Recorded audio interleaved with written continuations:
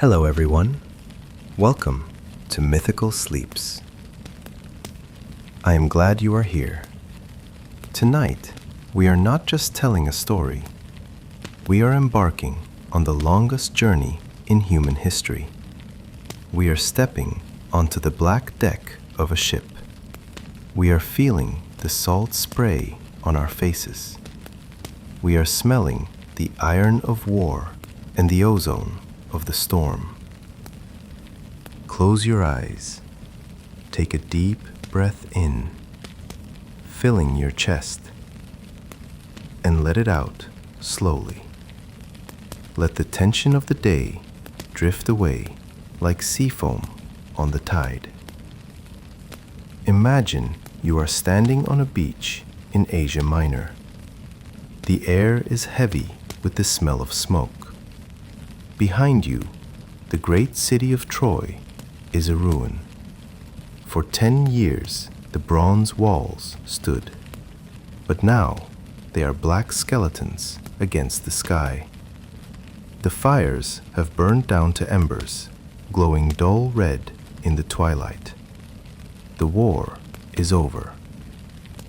On the shoreline, the Greek ships are lined up. They are heavy, dark vessels, their hulls coated in black pitch to seal them against the water. Men are moving back and forth, loading crates of gold, tripods of bronze, and woven rugs, the spoils of a decade of fighting. But there is no cheering. The men are tired. Their beards are long and gray. Their armor is dented. They move with the slow, heavy movements of survivors. Standing at the helm of the lead ship is Odysseus. He is a man of wide shoulders and a clever mind, but his eyes are weary. He looks out at the Aegean Sea. It stretches out before him, vast and wine-dark. He does not want glory. He does not want the gold in the hold. He wants the sound of the wind in the olive trees of Ithaca. He wants the touch of his wife, Penelope. He wants to see his son, Telemachus, whom he left as an infant and who is now a man. He gives the order, "Push off." The men put their shoulders to the wood. The ships grind against the sand, grunch, and slide into the surf. They climb aboard. They sit at the benches. The leather straps of the oars creak as they tighten. Splash, pull. Splash, pull. The water turns white at the stern. The sails catch the wind and snap tight. Troy fades into the mist behind them. They are going home, or so they think. The wind was strong from the south. It drove them across the open water. But the rage of war does not fade easily. It lingers in the blood. They spotted the coast of Ismarus, the city of the Cicones. These people were allies of Troy. Odysseus saw the city walls. He saw the flocks of sheep grazing on the hills. The warrior instinct took over. They beached the ships. They drew their bronze swords. They stormed the city in the early morning light. It was a brutal, efficient raid. The Cicones fled to the hills. The Greeks took the wine jars. They took the cattle. They took the women. Odysseus, sensing danger, stood on the beach. "We must leave," he commanded. "The wind is fair. We sail now." But his men were foolish. They were drunk on victory and drunk on the heavy sweet wine of Ismarus. They slaughtered the sheep on the beach. They lit fires. They roasted the meat. They lay down on the sand, gorged and careless, listening to the waves. But the Cicones were not defeated. They had run inland to call their neighbors.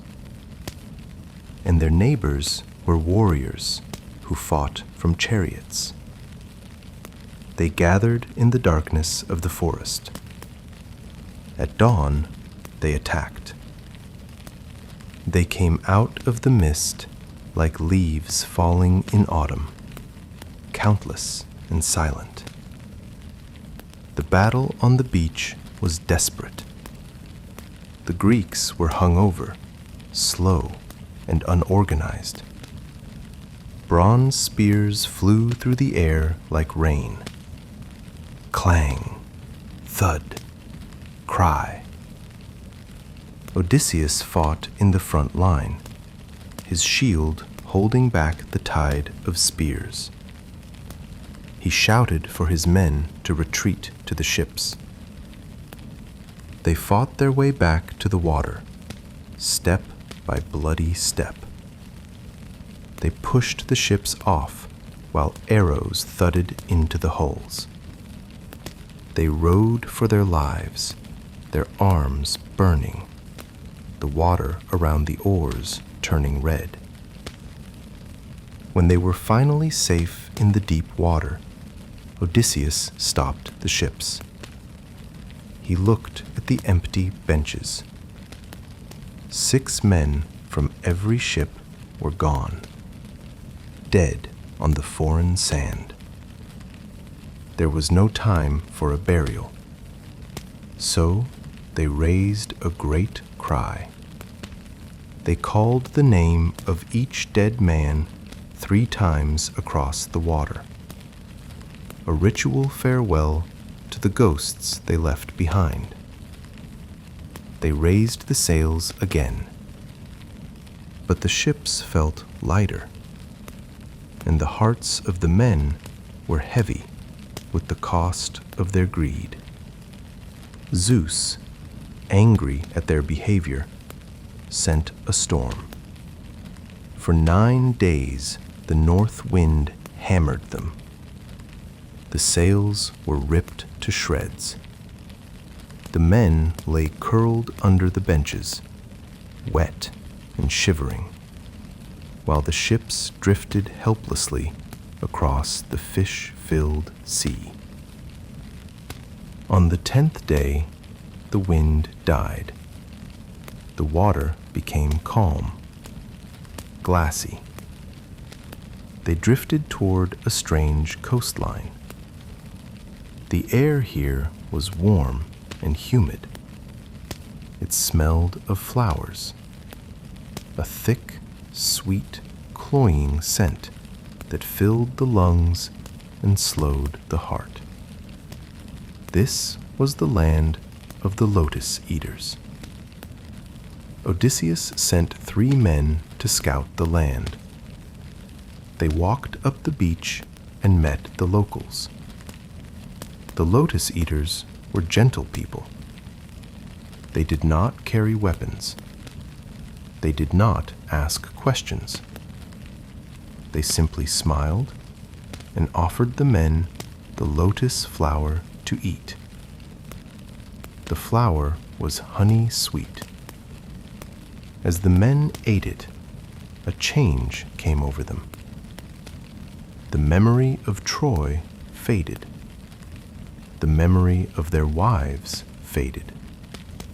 The memory of their names faded. The pain of the rowing, the fear of the storm, the grief for their dead friends.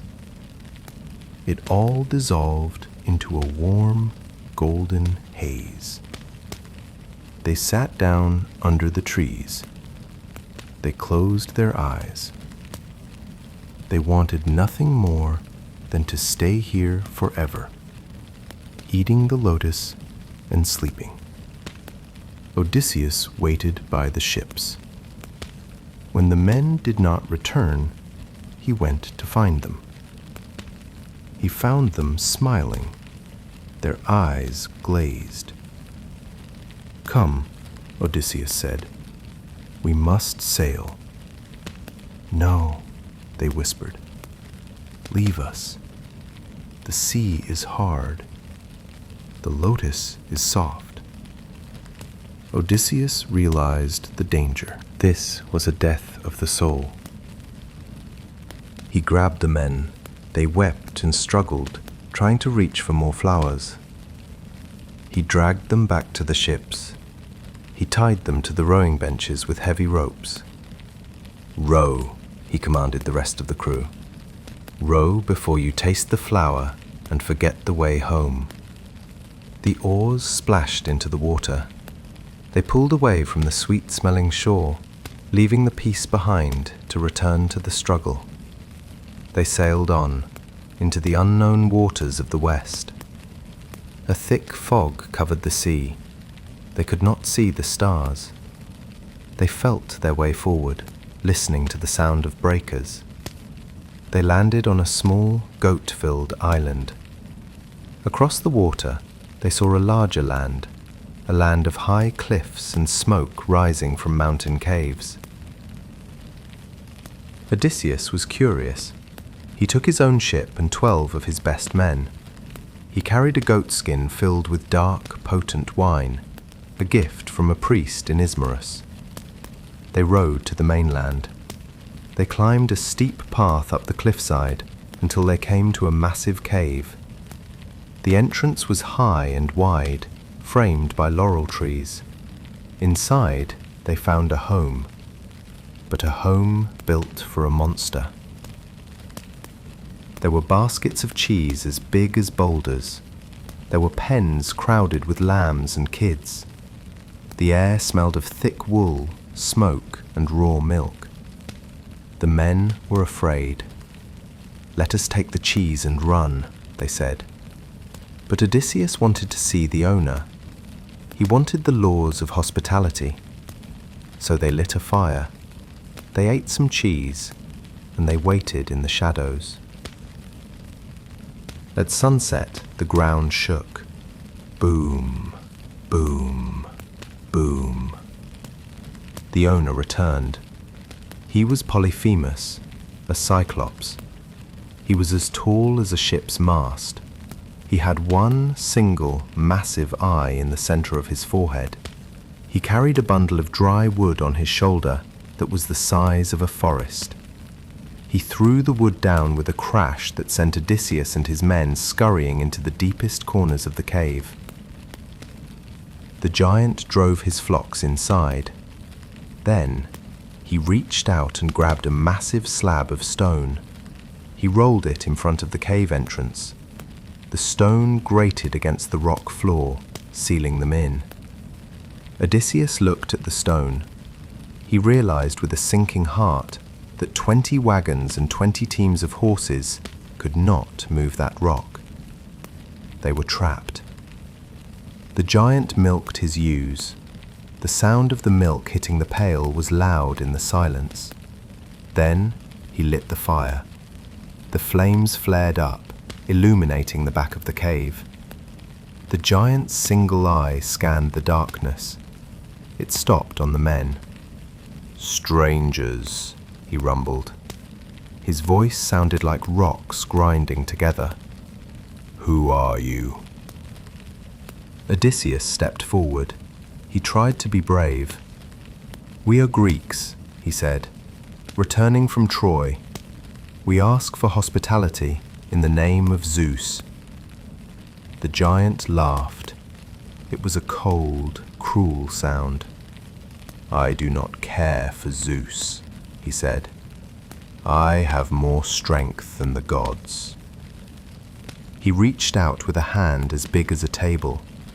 He snatched up 2 of Odysseus's men. He did not hesitate. He dashed their heads against the rock floor like puppies.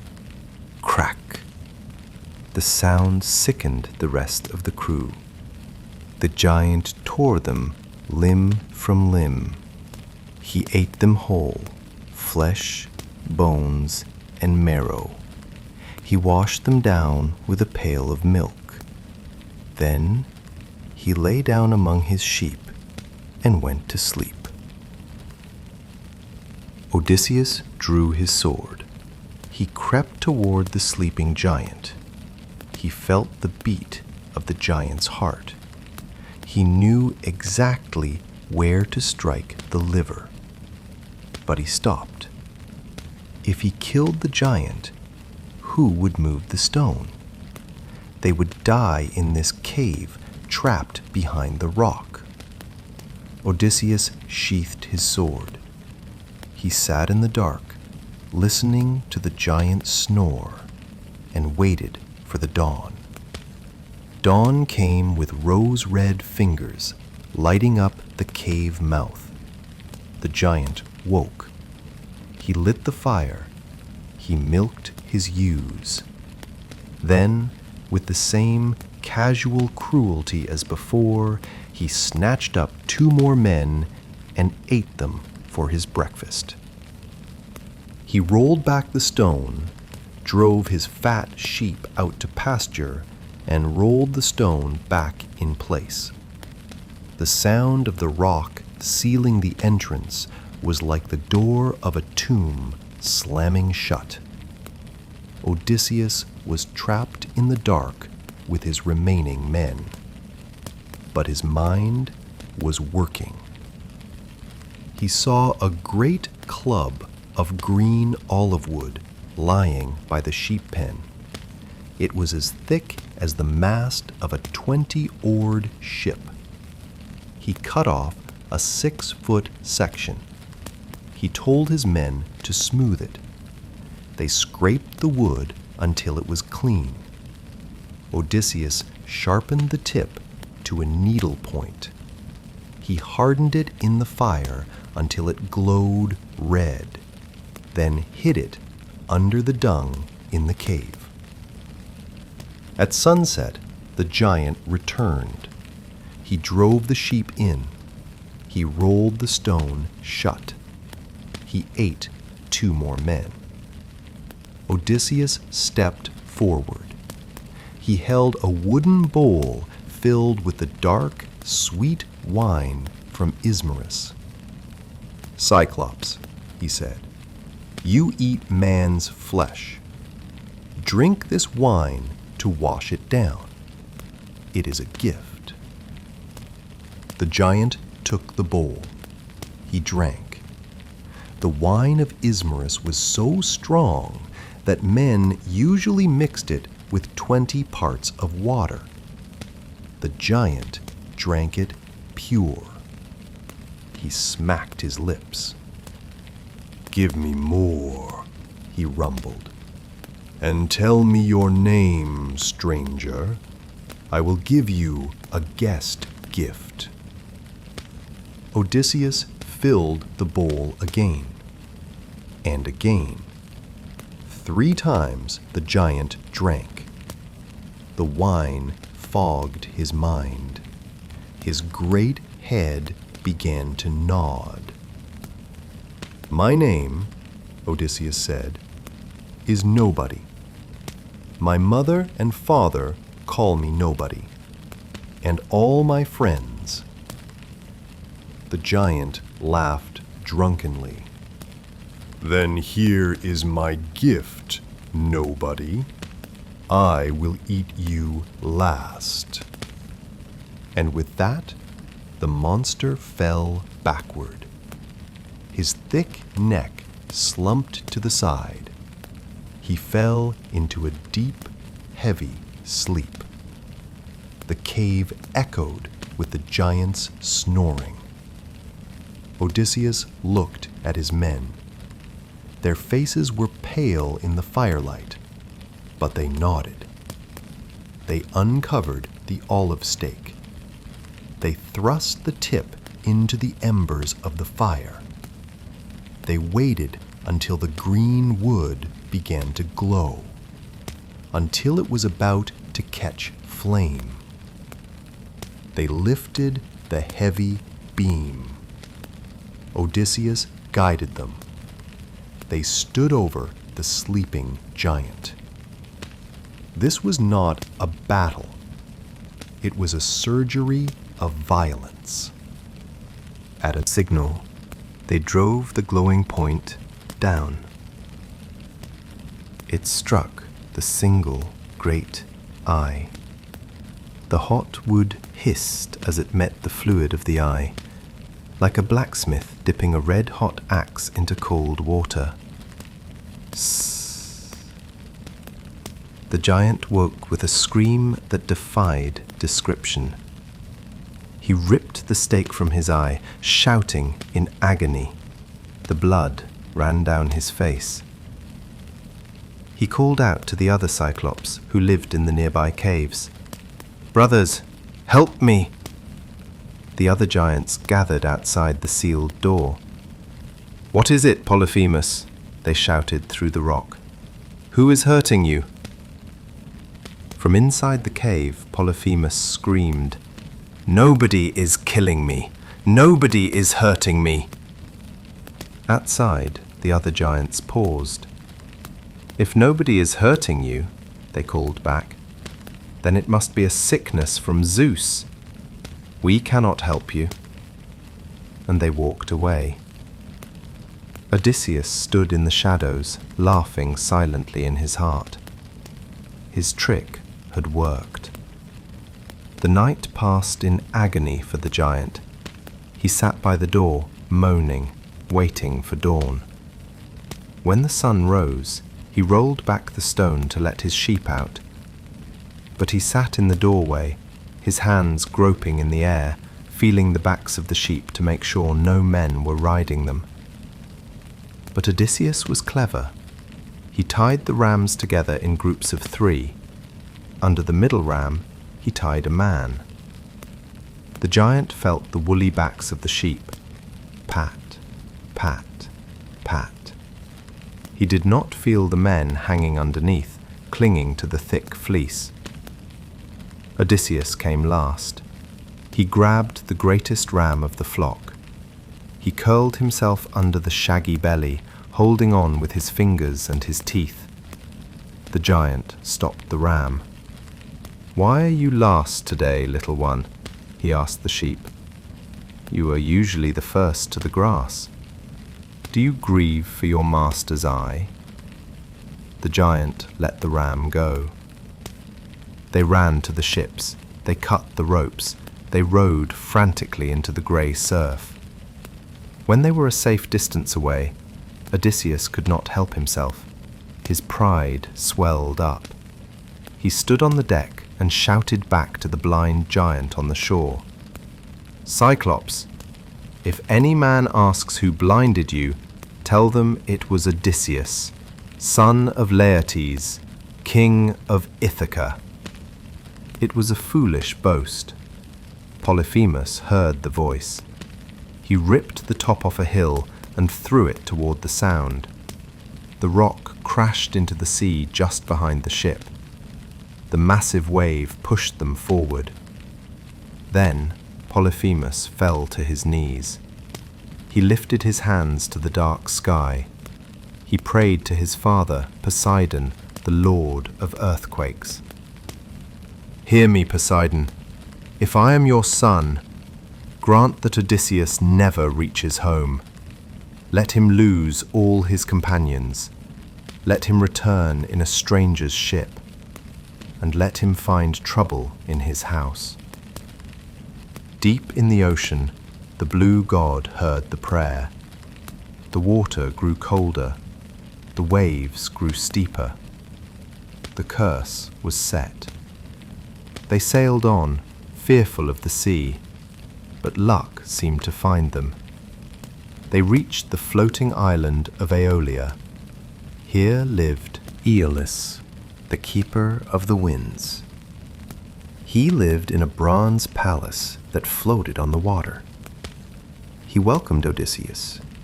He wanted to hear the stories of Troy. For a month, they rested. When it was time to leave, Aeolus gave Odysseus a magnificent gift. He took a bag made from the hide of a 9-year-old ox. Inside the bag, he captured all the storm winds of the world: the howling north wind, the rainy south wind, the biting east wind. He tied the bag shut with a cord of bright silver. "Do not open this," Aeolus warned. "I have left only the west wind free. It will blow gently behind your sails and carry you all the way to Ithaca." Odysseus thanked him. He placed the bag under his head as a pillow. They sailed for 9 days and 9 nights. The sea was smooth as oil. The gentle west wind pushed them home. Odysseus did not sleep. He stood at the helm, holding the steering oar, his eyes locked on the horizon. On the 10th day, he saw it, the smoke rising from his own hearth, the rocky cliffs of Ithaca, people walking on the shore. He was close enough to shout to them. His heart hammered against his ribs. He was home. But nature demanded its due. Exhaustion finally overtook him. His knees gave way. He tied the steering oar and lay down on the deck. Within seconds, he was asleep. The crew began to whisper. "What is in that bag?" they asked. Aeolus gave him gold, tons of gold and silver. Why should Odysseus keep it all? Greed is a poison. While the master slept, a sailor reached out. He untied the silver cord. Whoosh! The winds exploded from the bag. A hurricane erupted instantly on the calm sea. The ship spun around, the sails tore, the men were knocked off their feet. Odysseus woke to the sound of screaming wind. He saw Ithaca fading into the distance, smaller and smaller, until it vanished. They were blown back across the ocean, back to the start. Odysseus covered his head with his cloak and wept. Broken and dispirited, they sailed for 6 days. They came to the land of the Lastrygonians. It looked like a paradise, a perfect harbor, almost completely closed by steep cliffs on both sides. The water inside was dead calm.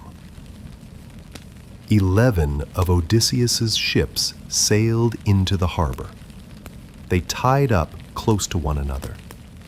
But Odysseus, sensing a trap, moored his own black ship outside the harbor, tying it to a rock on the point. He climbed the cliff to look around. He saw no fields, no cattle, only a wisp of smoke rising from the ground. He sent 3 men to scout. They met a girl drawing water. She was huge, a giantess. She led them to her father's house. The king of the Lastrygonians was a giant who treated men like snacks. He he snatched up one of the scouts and ate him raw. The other two ran for their lives. The king let out a roar that echoed through the mountains. From every cliff and crag, the Laestrygonians appeared. They were not men. They were monsters. They stood on the high cliffs overlooking the calm harbor where the 11 ships were trapped. They did not use arrows. They used boulders. Massive rocks, stripped from the mountainside, rained down on the ships below. Crash, smash, splinter. The sound was horrific. Wood shattering, men screaming. The calm water of the harbor turned into a churning soup of wreckage and blood. The giants came down to the water's edge. They speared the drowning men like fish in a barrel. Odysseus, watching from the cliff, saw his fleet destroyed. He saw his friends dying. He drew his sword and slashed the hawser rope of his own ship. "Row!" he screamed to his crew. "Row for your lives, or we die with them." The oars hit the water in panic. The single black ship shot away from the cliffs out into the open sea. Behind them, the screams faded. 11 ships were lost. 500 men were gone. Only one ship remained, sailing alone into the vast, indifferent ocean. The single remaining ship sailed on, cutting through the gray water. The men were silent. They were grieving. They were afraid.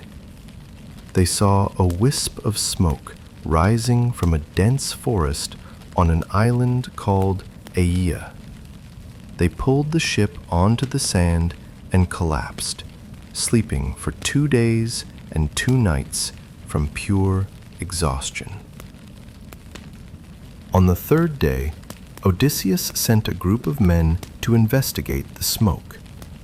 They walked through the forest of oak and scrub. They came to a clearing. In the center stood a house built of polished stone. But it was the garden that stopped them cold. Walking around the house were wolves and mountain lions. The men froze, gripping their spears. But the beasts did not attack. They walked on their hind legs. They fawned on the men, wagging their long tails like friendly dogs. Their eyes were not wild. They were sad. It was an unnatural silence. No birds sang, only the soft padding of paws on the grass. From inside the house, they heard a voice.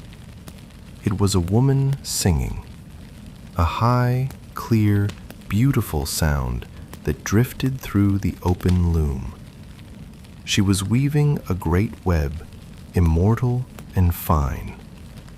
Click, clack, click, clack. The men called out. The lady opened the shining doors and invited them in. Only one man, Eurylochus, stayed behind, sensing a trap.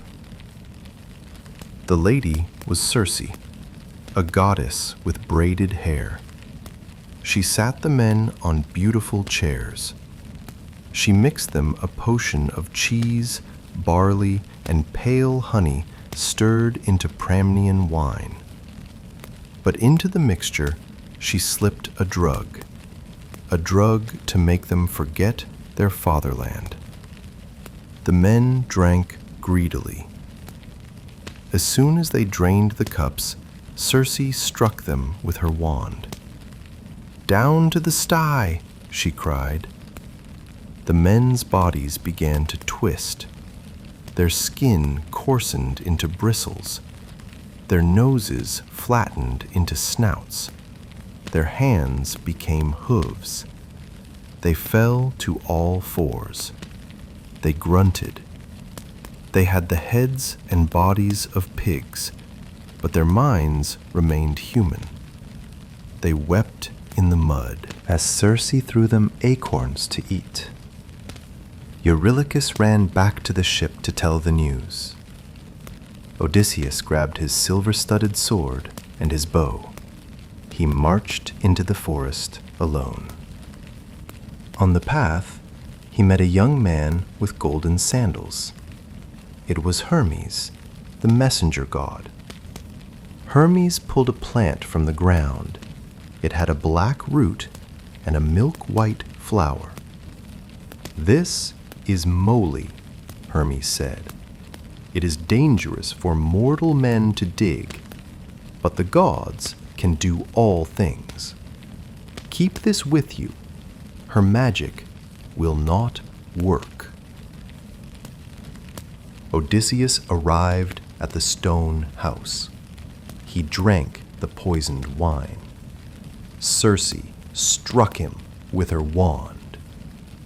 "Go to the sty," she commanded. But Odysseus did not change. Instead, he drew his sword and held it to her throat. Circe screamed and fell to her knees. "Who are you?" she asked. "No man has ever resisted my drug." She realized this was the man of many turns, foretold by prophecy. She swore a solemn oath by the river Styx not to harm him. She turned the pigs back into men. They stood up, looking younger and taller than before, weeping with relief. For 1 full year, they stayed with Circe. It was a time of healing. They feasted on roasted meat and sweet wine. They slept on soft rugs and fleeces. The seasons turned, the leaves fell, the snow came, the spring returned. It was a long, dreamless pause in the journey. But finally, the crew came to Odysseus. "Captain," they said, "you must remember your home. We cannot stay here forever." Odysseus nodded. The spell of the island broke. He asked Circe for the way home. "You cannot go home yet," Circe said. "You must make another journey first, to a place where no living man goes. You must go to the house of Hades, the land of the dead. You must ask the blind prophet Tiresias for the way." The men were terrified. They wept and tore their hair. But Odysseus ordered the ship to be launched. Circe sent a wind to fill their sails. They sailed north. They sailed until the sun set and did not rise again. They reached the limits of the world, the deep flowing river Oceanus that encircles the earth. Here, the Cimmerian people live in fog and cloud. The bright sun never looks down on them. It is a land of eternal twilight. The water here was black and silent. They beached the ship on the gray sand. They walked along the shore to the place Circe had described. The rock where the two roaring rivers of the underworld meet the Acheron.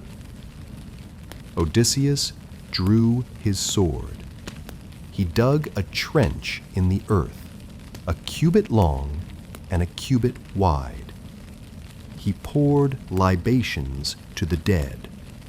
First, milk and honey, then sweet wine, then clear water.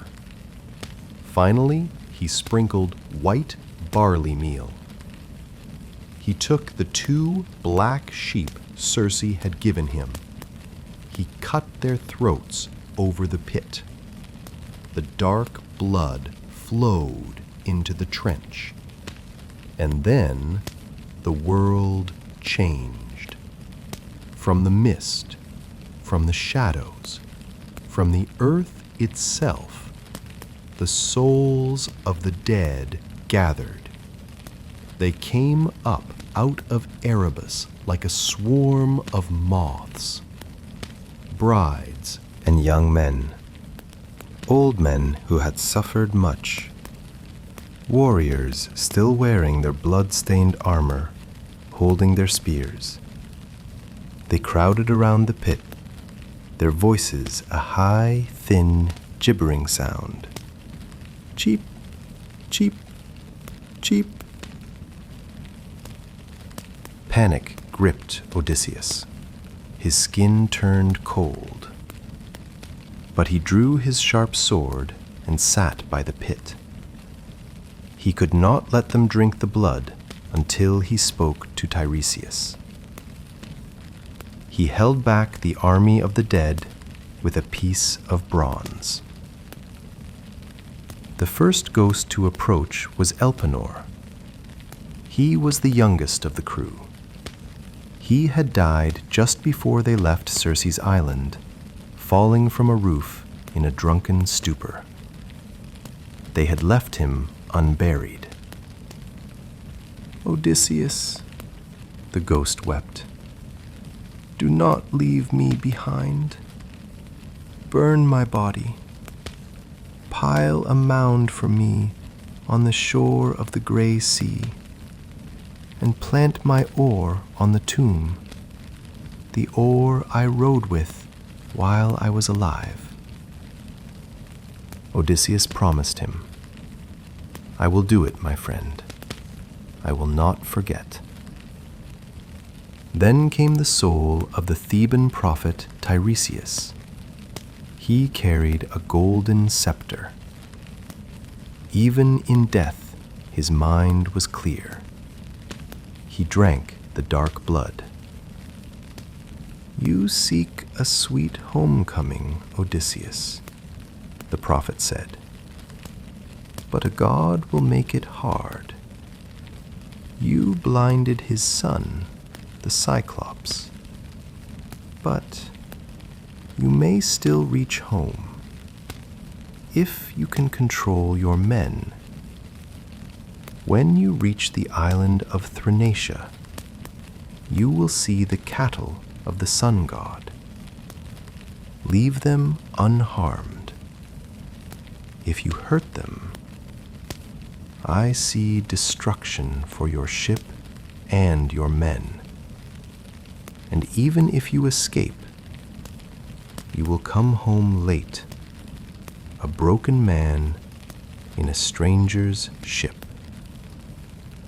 The prophecy hung in the cold air. Odysseus nodded. He accepted the burden.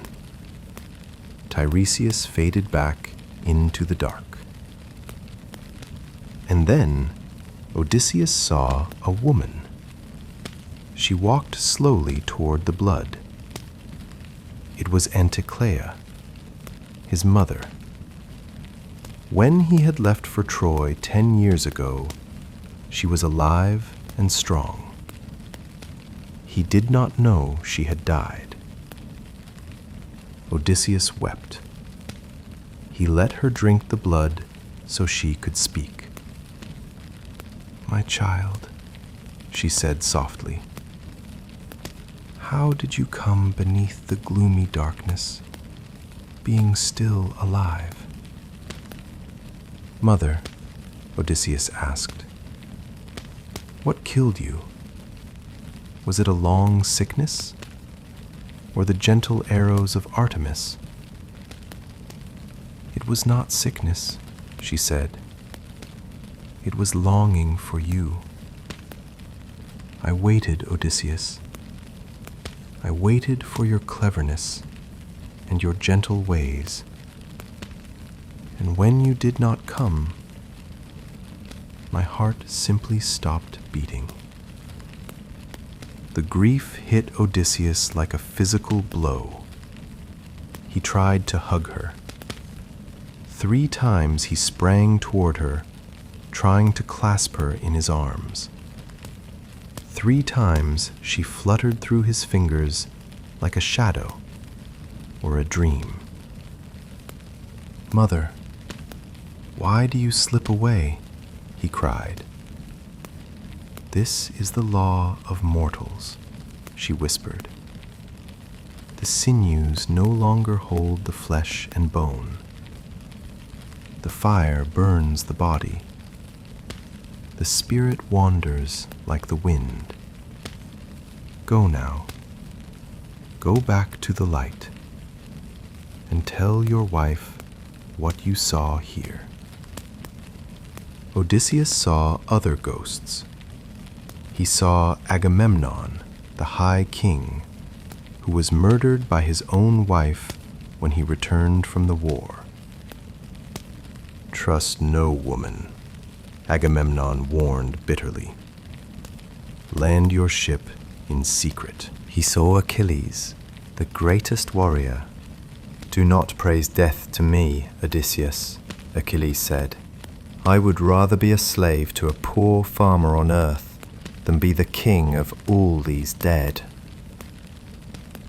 The dead began to gather in the thousands. The noise grew louder, a terrible clamor. Odysseus was seized with fear that Persephone would send the head of the Gorgon monster to turn him to stone. He turned and ran. He ran back to the ship. "Row!" he shouted. "Row for the light!" They pushed off from the beach of the dead. They rode the currents of the river Oceanus back toward the living world, leaving the ghosts to their eternal silence. They sailed back from the dark edge of the world. They returned to Circe's island to bury their dead companion, Elpenor. They built him a mound on the shore and planted his oar on top, just as his ghost had asked. Circe gave them food and wine, but she also gave them a warning. "You will meet the sirens," she said, "creatures who sit in a meadow of flowers. They sing a song so beautiful that any man who hears it forgets his home, his wife, and his children. He sits and listens until he starves to death, surrounded by the white bones of those who came before." She told Odysseus how to survive. They set sail the next morning. The wind was fair, the sails were full, but suddenly the wind died. The sea became as smooth as a mirror, a supernatural calm. Odysseus knew they were close. He took a large wheel of beeswax. He cut it into small pieces with his knife. He warmed the wax in his hands until it was soft. He went to each of his men and pressed the wax into their ears, sealing them tight against the world of sound. Then he had them tie him upright to the mast of the ship. They wrapped the ropes around his chest and legs. They knotted them tight. The men returned to their benches. They struck the grey water with their oars. Splash, pull, splash, pull. Then the sound began. It drifted across the calm water. It was not loud. It was intimate. It was a high, clear melody that seemed to bypass the ears and go straight to the soul. "Come to us, renowned Odysseus," they sang. Great glory of the Greeks, stop your ship, listen to us. We know all the pains you suffered at Troy. We know everything that happens on the fruitful earth. Come rest, come know everything. The song promised the one thing Odysseus wanted more than home: knowledge, peace, an end to the struggle.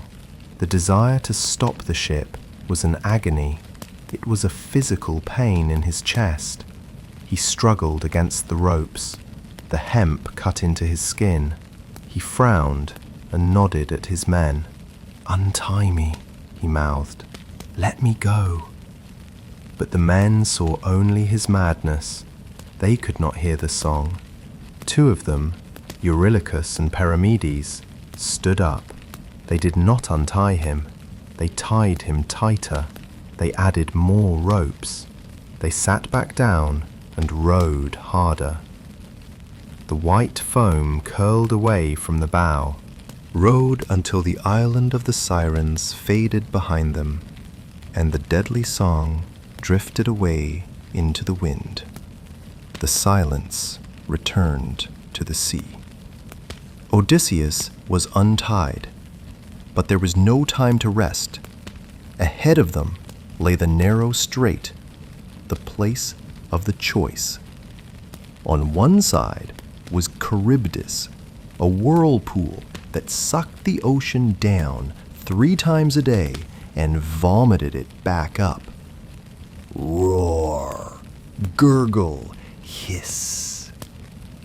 The spray from the whirlpool rose to the tops of the cliffs. On the other side was Scylla. She lived in a cave high up the sheer cliff face. She was a monster with 6 heads on long, serpent-like necks. Each head had 3 rows of teeth, thick and crowded, full of black death. Circe had warned him, better to lose 6 men to Scylla than to lose the whole ship to the whirlpool. Odysseus made the hard choice. He steered the ship toward the cliffs of Scylla. He did not tell his men. If they knew about the monster, they would drop their oars and hide below deck. Instead, he put on his glorious armor. He took 2 long spears. He stood on the foredeck, scanning the misty rocks, trying to see the horror before it struck. But Scylla is not seen until it is too late. The men were watching the whirlpool on the other side, terrified by the roaring water. Their eyes were locked on the churning black hole in the ocean. And in that moment of distraction, Scylla struck. It happened in a blur of motion. 6 long gray necks shot down from the cliff like fishing lines. Snatch, snatch, snatch. 6 of the strongest crewmen were lifted into the air. They screamed, they kicked. Odysseus looked up.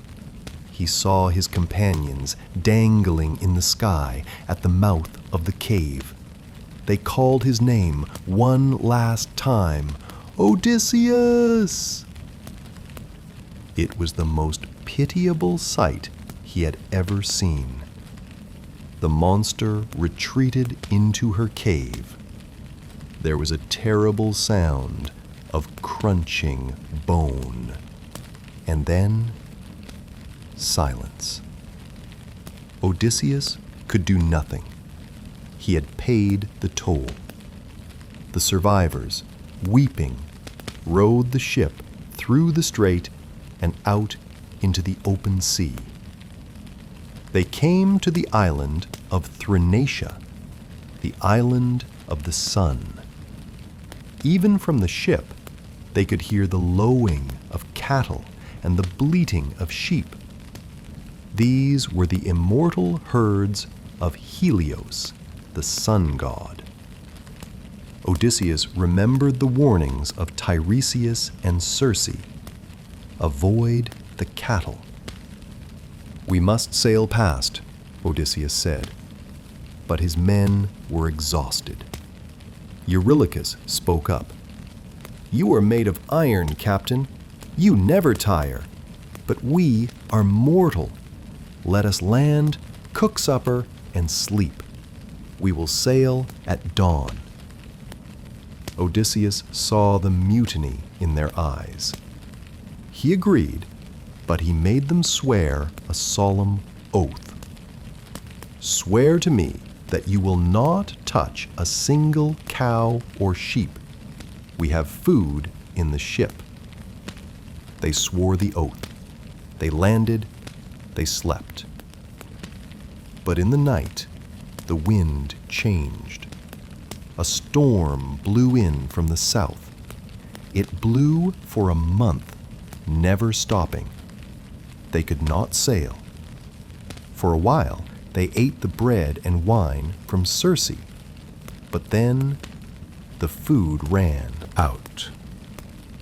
The men began to hunt for fish and birds, anything to stop the gnawing in their bellies. Hunger is a bad counselor. One day, Odysseus went inland to pray to the gods for a way home. While he was gone, Eurylochus spoke to the crew. "Famine is the worst death a man can die. Let us sacrifice the best of these cows to the gods. If we reach home, we will build a temple to Helios. If he sinks our ship, better to drown once than to waste away by inches." They drove off the best of the cattle. They slaughtered them. They cut the thigh bones and wrapped them in fat. They roasted the meat. Odysseus woke up. He smelled the savory scent of roasting fat drifting on the wind. He cried out in horror, "Father Zeus, you have lulled me to sleep to ruin me." The sun god Helios saw it all. He cried out to Zeus, "Punish the companions of Odysseus, or I will go down to the underworld and shine among the dead." Zeus promised, "I will strike their ship with a white-hot bolt and shatter it in the middle of the wine-dark sea." Strange things began to happen on the island. The skins of the dead cows began to crawl across the ground. The meat on the spits began to low, moo, as if it was still alive. The men feasted in terror. On the seventh day, the wind stopped. They launched the ship, but they were carrying their doom with them. They sailed out of sight of land. Suddenly, a dark cloud appeared overhead. The sea turned black beneath it. The wind screamed. The forestays snapped. The mast fell backward, crashing into the stern, crushing the skull of the helmsman. He fell from the deck like a diver. Then Zeus struck. A single, blinding thunderbolt hit the ship. The air filled with the smell of sulfur and ozone. The ship reeled and shuddered. The timbers shattered. The men were thrown into the water. Odysseus looked around. He saw his crew bobbing on the waves like black sea crows. There was no help for them. The ship was gone. The men were gone. Odysseus was alone. He found the keel and the mast floating in the wreckage. He lashed them together with a leather strap. He sat on this makeshift raft. The storm winds spun him around, and then the south wind blew him back toward the strait, back toward Charybdis. All night he drifted, terrified. At sunrise, he reached the terrible strait. Charybdis was sucking the water down. The ocean floor was visible, black and sandy. Odysseus's raft was pulled toward the funnel. But above the whirlpool hung a great fig tree. As the raft went down, Odysseus jumped. He grabbed the trunk of the tree like a bat. He hung there. His muscles burned. He waited. He waited for hours. Finally, late in the afternoon, the whirlpool vomited the water back up. His raft reappeared below. Odysseus let go. He dropped into the water with a splash. He climbed onto the timber and paddled with his hands. He drifted for 9 days. 9 days of sun and salt. 9 nights of cold stars. On the 10th night, the gods guided him to an island, Ogygia, the home of the nymph Calypso. She found him on the shore, half dead. She took him in, and there he stayed for 7 long years. The war was over. The crew was dead. The hero was lost in paradise. For 7 years, Odysseus sat on the rocky headlands of Ogygia, staring at the sea. He had immortality, but he did not have his life. Finally, Zeus sent Hermes to the island. "Let him go," the order came. Calypso found him weeping on the shore. "Build a raft," she said. "I will send a wind." Odysseus did not trust her at first, but he took the bronze axe she gave him. He went to the forest. He found alder and poplar trees, tall and dry. He cut 20 trees. Chop, chop, chop. He smoothed the timbers. He drilled through them with an auger. He pegged the joints. It was the work of a master craftsman. He was building his own salvation. He launched the raft. Calypso gave him bread, red wine, and water. She sent a warm breeze. He sailed for 17 days. He did not sleep. He navigated by the stars, keeping the bear on his left hand. On the 18th day, he saw the shadowy mountains of the Phaeacians. But Poseidon, returning from Ethiopia, saw the solitary raft. The sea god shook his head in anger. "So, the other gods have plotted to save him." He gathered the clouds. He stirred the deep. He slammed a mountain of water onto the tiny raft. The timbers snapped. Odysseus was thrown into the churning foam. He swam for 2 days and 2 nights. His skin was stripped by the rocks. His lungs burned with salt. Finally, a river god took pity on him and smoothed the water. Odysseus crawled onto the shore of Scheria. He found a pile of dry leaves under 2 olive trees. He burrowed into them like a spark in the ashes, and the sleep of the dead took him. He woke to the sound of laughter. It was Princess Nausicaa. She led him to the palace of King Alcinous. It was a place of magic. The doors were made of gold, the doorposts of silver. The orchard bore fruit all year round. Odysseus told them his long, sorrowful story. The king was moved to tears. "We will take you home," he promised. The Phaeacians were the master sailors of the world. Their ships had no steersman. The ships themselves knew the minds of the crew. They prepared a vessel. They loaded it with more gold and bronze than Odysseus had ever won at Troy. Odysseus lay down on the deck on a rug and a linen sheet. As soon as the oars hit the water, a sleep fell upon him. A deep, sweet sleep. A sleep that looked like death. The ship flew across the ocean, faster than a hawk. They reached Ithaca in the misty light of dawn. The sailors did not wake him. They lifted him gently, rug and all. They placed him on the sand of a hidden cove. They piled his treasure by the roots of an olive tree, and they sailed away. Odysseus woke. The mist was thick. He looked around. He did not recognize the cliffs.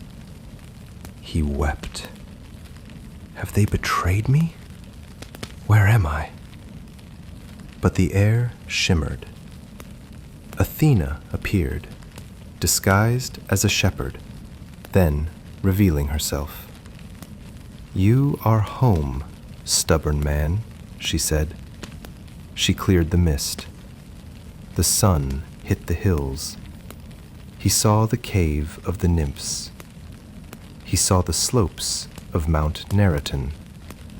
He fell to his knees and kissed the earth. But he could not walk into his house a king. The house was full of enemies. 108 suitors who wanted his wife and his kingdom. They would kill him instantly. Athena touched him with her wand. His skin shriveled like old bark. His yellow hair fell out. His eyes grew dim and cloudy. He was dressed in filthy rags stained with smoke. He was no longer the king. He was a beggar. He walked to the hut of his swineherd, Eumaeus. He met his son, Telemachus. He revealed himself to his son. They wept, their cries sounding like birds of prey whose nests have been robbed. Then they planned the death of the suitors. Odysseus walked to his palace. Outside the gates, lying on a pile of dung, was a dog. It was Argos, the puppy Odysseus had trained 20 years ago. Now he was old, tick-ridden, and abandoned. But the dog sensed him. He wagged his tail. He dropped his ears. He tried to stand, but he was too weak. Odysseus wiped a tear from his cheek, hiding it from the swineherd. "That was a fine dog once," he whispered. Argos, having seen his master one last time, closed his eyes. The old dog died in peace. Odysseus entered the hall. The smell of roast meat and wine filled the air. The suitors were loud, arrogant, and drunk. They mocked the beggar. They threw a stool at him. They threw bones at him. Odysseus sat in the doorway. He ate scraps. He watched. He counted them. He marked their throats. The day of decision arrived. Penelope brought out the great bow of Odysseus. It was made of horn and wood, stiff with age. "I will marry the man who can string this bow and shoot an arrow through the handles of 12 axes," she announced. The suitors tried. One by one, they stepped up. They greased the bow with fat. They warmed it over the fire. They strained until their faces were red and their veins popped. But the bow would not bend. It rejected them. The beggar asked for a turn. The suitors laughed. "Sit down, old fool." But Telemachus ordered them to give him the bow. Odysseus held the weapon. It felt like an extension of his own arm. He turned it over, checking for wormholes. Then, without even standing up from his stool, he strung the bow. It bent easily in his hands. He plucked the string with his right hand. Twang! The sound sang through the hall like the note of a swallow. A hush fell over the room. The suitors went pale. Odysseus picked up a single arrow. He laid it on the bridge. He aimed. He released. The arrow flew straight and true, threading the 12 axe heads like a needle. Odysseus stood up. He tore off his rags. He poured the quiver of arrows out onto his feet. "The contest is over," he said. He looked at Antinous, the leader of the suitors, who was lifting a golden cup of wine to his lips. Antinous tilted his head back. His throat was exposed. Odysseus drew the bow. He released. The arrow struck Antinous in the throat. The point passed clean through. The cup fell. He crashed to the floor. The wine mixed with his blood. The suitors sprang up. They looked for weapons on the walls, but the walls were bare. "You dogs!" Odysseus shouted. "You thought I would never come home from Troy. You fleeced my household. You courted my wife while I was still alive. Now, the trap is shut." Eurymachus tried to charge. Odysseus shot him in the chest. Then, the bow sang again and again. It was not a battle. It was a harvest. Telemachus joined him with a spear. Eumaeus locked the doors. There was no escape. The hall filled with the sounds of chaos, but Odysseus moved with the cold precision of a surgeon. When his arrows were gone, he took up a spear. Athena raised her shield, the aegis, into the rafters.